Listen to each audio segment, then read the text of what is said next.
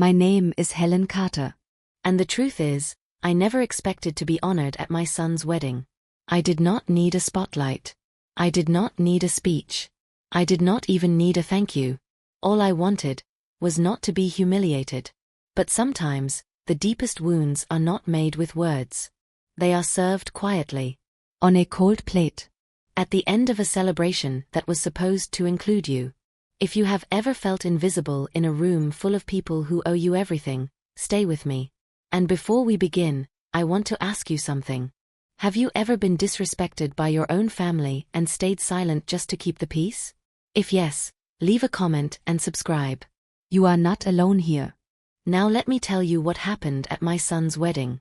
I raised my son Michael alone for most of his life. His father left when Michael was 9. No drama. No goodbye letter. Just an empty closet and a bank account that suddenly meant nothing. From that day on, it was just the two of us. I worked as a hospital cafeteria supervisor. Not glamorous. Long hours. Always on my feet. The kind of job people barely notice unless something goes wrong. But Michael never went without. Not without school supplies. Not without warm meals. Not without someone in the front row, clapping the loudest. I skipped vacations. I skipped new clothes. I skipped rest. Because mothers learn early that love often looks like absence from your own life. Michael grew up ambitious. Driven. Always dreaming of more. And I was proud of him. Fiercely proud. Even when he started to pull away. Michael met Linda in graduate school. She was polished. Confident. Came from a family where dinners were catered and conversations were about investments instead of survival. She was never openly rude to me. She was worse. She was polite in a way that made you feel small. She smiled without warmth. She listened without hearing. And slowly, I felt myself being edged out of my son's life. Phone calls became formal. Visits became scheduled. Conversations became filtered. I stopped being mom. I became Michael's mother. When the wedding invitation arrived, it was elegant. Cream paper. Gold lettering. A venue I had never heard of but immediately knew I could barely afford. I saved for months. Bought a modest dress. Bought Michael a gift I hoped would not embarrass him. Bought Linda something tasteful and neutral. I told myself this day was about them. That my feelings did not matter. That mindset would cost me more than I ever imagined. The venue was stunning. Crystal chandeliers. White roses everywhere. Soft music floating through the air. I arrived early, like I always do. Linda's family was already there, greeting guests, laughing loudly, moving with the confidence of people who felt they belonged everywhere they stood. Michael hugged me briefly. "Glad you could make it, Mom," he said. Just like that. No introduction. No pride. Just acknowledgement. I took my seat quietly. Dinner was served in courses. Table by table. Linda's parents were first. Then her siblings. Then friends. Then extended family. I waited. Servers passed by me again and again, carrying steaming plates, smiling apologetically but never stopping. At first, I told myself it was a mistake. Then I realized it was not. When almost everyone had finished eating, a server finally approached my table. She placed a plate in front of me. Cold chicken. Wilted vegetables. Food that had clearly been sitting out. Leftovers. My hands trembled as I stared at it. I looked around. No one noticed. No one cared. And in that moment, I understood exactly where I stood in my son's new life. Last. Afterthought. Disposable. I did not cry. I did not complain. I stood up. Quietly. I picked up my plate and walked toward the head table. Linda froze. Michael looked up, confused. I placed the plate gently in front of them. And for the first time that day, I spoke. "This," I said calmly, "is what you saved for me." The room fell silent. You could hear glasses clinking in the distance. Music still playing, unaware that something irreversible had just begun. Michael's face drained of color. "Mom, what are you doing?" he whispered. I looked at him, really looked at him. And I realized something heartbreaking. He had not meant to hurt me. He had simply allowed it. The moment I placed that cold plate on the table, the entire room seemed to pause without realizing why. The music kept playing, glasses kept clinking, but something invisible had shifted. Linda's smile froze halfway between polite and panicked. Michael stared at me as if he was seeing a version of his mother he did not recognize. "Mom, please," he whispered, glancing around nervously, "we can talk about this later." Later. That word again.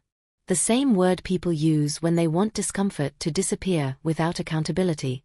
I looked at my son, the boy whose scraped knees I had kissed, whose fevers I had stayed up all night to monitor, whose college essays I had proofread after 12-hour shifts. "Later is exactly how we got here," I said quietly. Linda's mother cleared her throat, forcing a thin smile. "I'm sure this is just a misunderstanding," she said, the kind of tone reserved for service complaints and minor inconveniences. "The catering staff must have made a mistake." I turned to her slowly. "Mistakes happen once," I replied. "Not repeatedly. Not to the same person. Not after everyone else has finished eating." A few guests nearby had stopped pretending not to listen. I could feel eyes on my back, curiosity mixing with discomfort. Michael stood up halfway from his chair, torn between embarrassment and something else he hadn't expected to feel yet, guilt. "Mom, you're making a scene," he muttered under his breath. That was the moment something inside me hardened. "No," I said evenly. Ending one. I reached into my purse and pulled out the envelope I had planned to hand them quietly after dinner. The wedding gift. Months of savings. Money I could not easily replace. I placed it on the table next to the plate. "This was meant to celebrate your new life," I said. "But I won't fund a future where I'm treated like an inconvenience." Linda's eyes widened. "Helen, that's not necessary," she said quickly, her voice tight. "We appreciate you being here." I looked at her and realized something with startling clarity. She had never appreciated my presence. She had tolerated it. There is a difference. I turned back to Michael. "I raised you to notice who is left out," I said. "And today you looked right past me." His mouth opened, then closed. No defense came. That hurt more than any insult. I picked up my purse and walked away from the table. No dramatic exit. No shouting. Just the sound of my heels against marble flooring, steady and final. Outside, the evening air was cool and sharp. I stood under the soft glow of string lights and finally allowed myself to breathe. I expected tears. They didn't come. Instead, there was a strange calm, the kind that comes when you stop negotiating with your own pain. I called a cab and left before the cake was cut. I did not look back. The next morning, my phone was full of missed calls. Michael. One after another. I let it ring. Not out of spite, but because for the first time, I needed him to sit with the silence he had helped create. When I finally answered, his voice broke immediately. "Mom, please tell me where you are." "I'm home," I said simply. "Where I wasn't an afterthought." He inhaled shakily. "I didn't know," he said. "I swear, I didn't realize they would." "You didn't look," I replied. "And that's not the same thing." He was quiet. Then he said something that surprised me. "Linda says you embarrassed her family." I laughed softly, not because it was funny, but because it was predictable. "And how do you feel?" I asked. There was a long pause. "I feel like I failed you," he admitted. That was the first honest thing he had said in a long time. "I let them treat you like you didn't matter," he continued. And I told myself it wasn't intentional because that was easier than standing up. I closed my eyes. Easier for who? I asked. He didn't answer.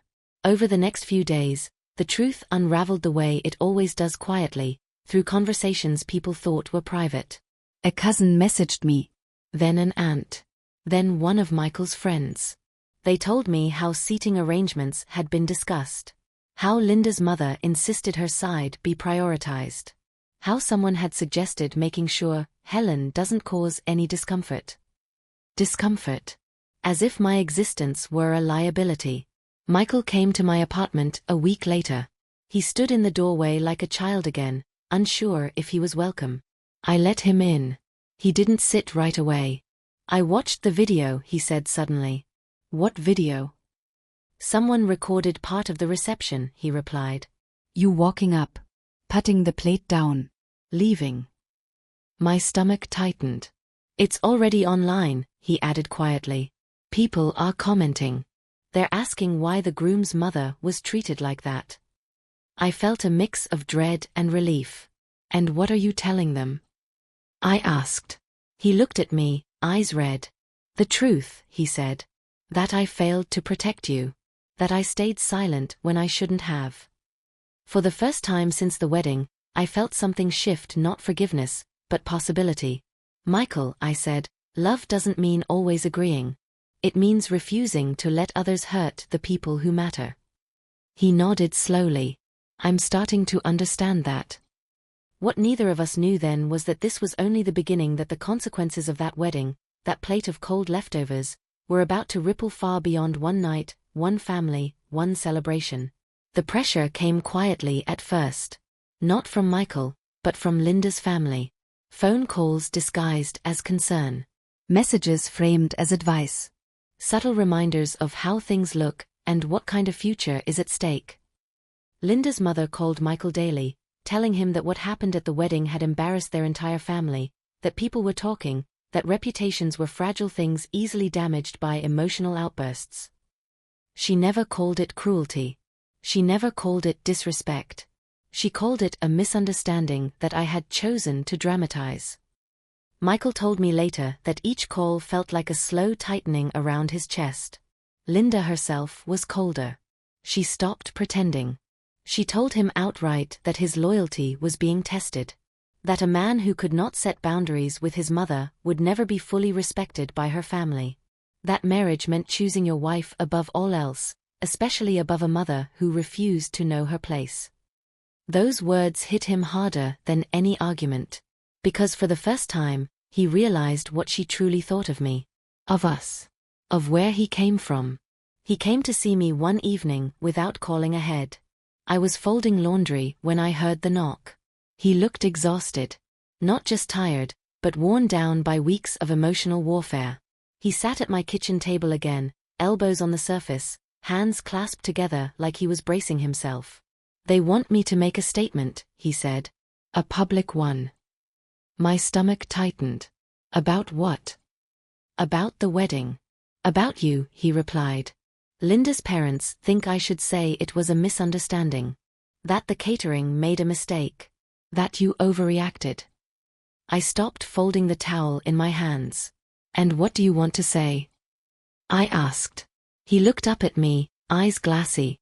I want to say I was wrong, he said. That I let you be disrespected. That I didn't protect you when I should have.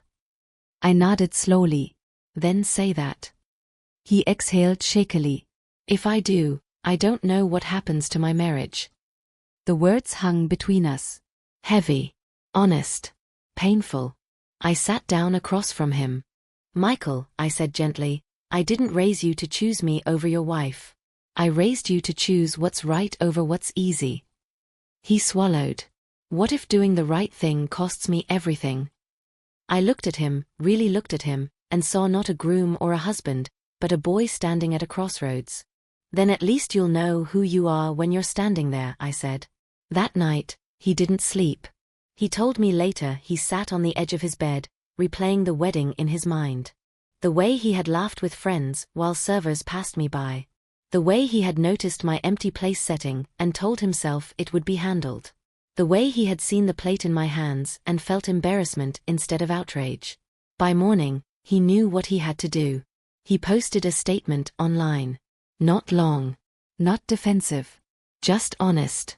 He wrote that his mother had been treated disrespectfully at his wedding, that it happened because he failed to pay attention and failed to intervene, and that no excuse could justify allowing someone who raised him to be humiliated.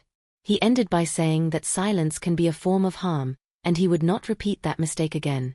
The reaction was immediate. Support poured in from unexpected places. Former classmates. Old neighbors. even co-workers who admitted they had been uncomfortable at the wedding but didn't know how to speak up. But there was backlash too. Linda's family was furious. They accused him of betrayal, of airing private matters publicly, of choosing drama over discretion. Linda confronted him that night, her voice sharp, controlled, dangerous in its calm. She told him he had undermined her family, embarrassed her parents, and made her look cruel. He told her he had told the truth. That conversation ended their marriage, though neither of them said the words out loud yet. In the days that followed, Linda moved out temporarily. Her parents stopped calling. Invitations disappeared. The life Michael had tried so hard to fit into quietly closed its doors. And something else happened too. People began reaching out to me. Women I didn't know. Mothers who had been sidelined at graduations, birthdays, holidays. They told me my story sounded like theirs. That watching me walk away gave them permission to stop accepting crumbs. I listened. I thanked them. I never told them to burn bridges. I only told them what I had learned too late. Dignity is not loud, but it is firm. Michael came over one Sunday afternoon carrying a box. Inside were wedding photos. He sat beside me on the couch and flipped through them slowly. I can't unsee it now, he said quietly. Every picture where you're in the background. Every moment I didn't step toward you. I placed my hand over his.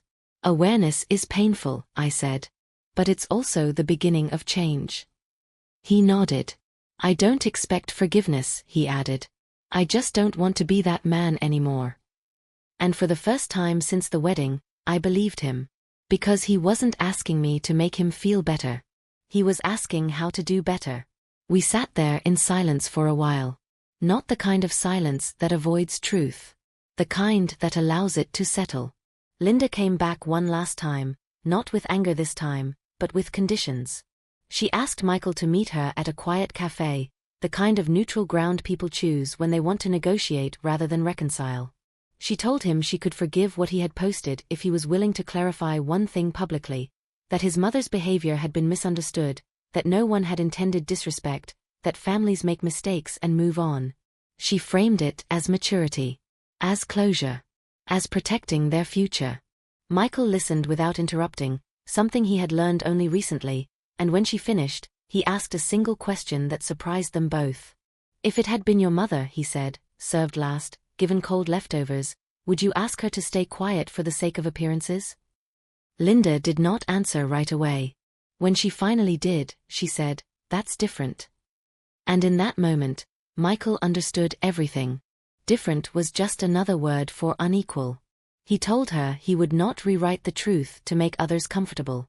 He told her that marriage could not survive if it required erasing the people who built him.